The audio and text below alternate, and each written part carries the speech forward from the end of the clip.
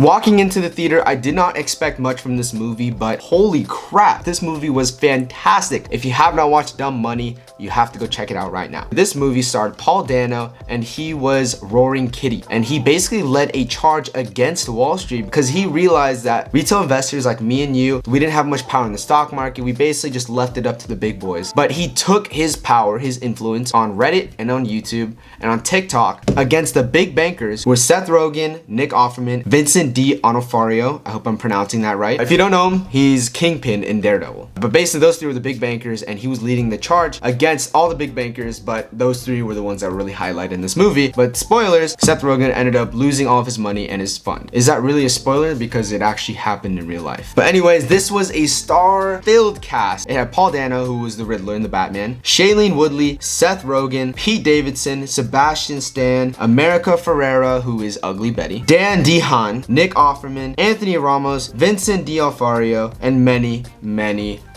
more. But the cast did fantastic. I honestly didn't even know that Paul Dano had a huge range. I haven't seen any of his other movies, I don't think, besides the Batman, but he showed such a different character than the Riddler. I'm a huge fan of him now. And Seth Rogen, he wasn't this goofy pothead guy. He was actually a banker who we could see him struggling, and he was really trying to do his best. I have a lot more respect for Seth Rogen's acting now. Sebastian Stan is actually cracking me up. I can't, like, he goes from Bucky to like this, like the CEO of Robin Hood, and Robin Hood is also very involved in this. So it was really cool to see the different ranges of acting for all the actors. I thought this was a very like modern movie. We knew exactly what was happening because we all experienced it. I loved how I knew what was happening because it literally took place 3 years ago. All these people are still alive.